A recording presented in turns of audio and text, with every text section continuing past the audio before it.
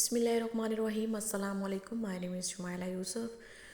آج ہم بات کریں گے پرسنالٹی ڈس آرڈر. سب سے پہلے وہ مسٹ نو پرسنالٹی کسے کہتے ہیں. پرسنالٹی شخصیت کو کہتے ہیں. اب پرسنالٹی ڈس آرڈر کیا ہے؟ ہر انسان دوسرے سے مختلف ہے. اس کے سوچنے کا انداز اور بیہیویئر دوسروں سے مختلف ہوتا ہے. Personality is based on environment, society, culture and family. جو ہے وہ فیملی پرسنالٹی کا نچوڑ کہلاتا ہے.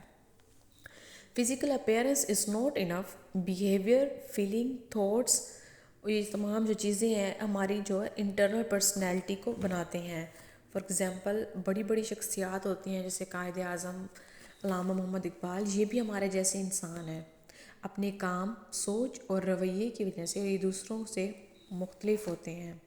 انہوں نے اپنے کام کی وجہ سے، اپنی منفرد سوچ کی وجہ سے دوسروں کو متاثر کیا ہے.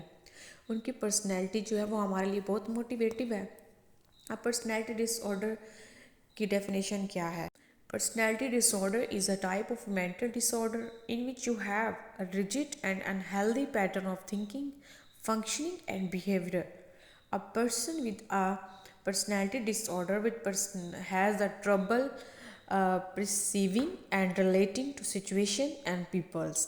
اس کی جو پرسنالٹی ڈس آرڈر ہے اس کی جو علامات ہیں وہ کون کون سی ہو سکتی ہیں، اس کے سمٹمز کون کون سے ہو سکتے ہیں.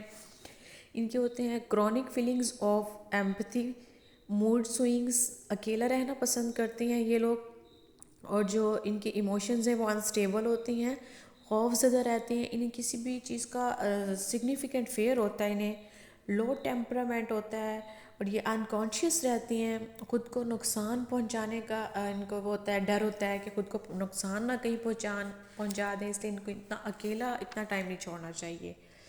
یہ تمام ان کی ایررز ہیں، ان کی پرسنالٹی کے اندر ہوتے ہیں اور اس تمام ایررز کو پرسنالٹی ڈس آرڈر کہتے ہیں. اس کی اب ہمارے لیے ضروری ہے کہ ہم اس کی کازز کو جانیں. ان کی کازز میں آ سکتا ہے فیملی ہسٹری کہ اگر آپ کسی کی فیملی میں اگر پرسنالٹی ڈس آرڈر ہے تو وہ آگے جو ہے جنریشن ان میں بھی کنورٹ ہو سکتا ہے. کسی کی ڈیتھ، ایکسیڈنٹ، کوئی اسٹریس، پریشر، برین واشنگ، اس کی زیادہ جو ٹینڈنسی ہے وہ خواتین میں ہو جاتی ہے. خواتین میں جو پرسنالٹی ڈس آرڈر ہے اس کو زیادہ دیکھا گیا ہے. اس کا جو ٹریٹمنٹ ہے اس میں ہم سائیکو تھراپی جو ہے اس کو زیادہ پروموٹ کرتے ہیں. تو یہ تو تھا پرسنالٹی ڈس آرڈر جس کے بارے میں نے جو آپ کو انفارمیشن دی ہیں. اگر آپ میں سے کسی کو یہ علامات ہیں تو آپ کے لیے ضروری ہے کہ اپنے ڈاکٹر کو چیک کروائیں کہیں آپ کو پرسنالٹی ڈس آرڈر تو نہیں. تو گائز لاسٹ میں اتنا ہی کہوں گی کہ ہر تعلق احترام مانگتا ہے. کسی کو حاصل کرنا ہو یا کسی کو اپنا بنانا ہو تو سب سے پہلے اس کا احترام لازم ہے.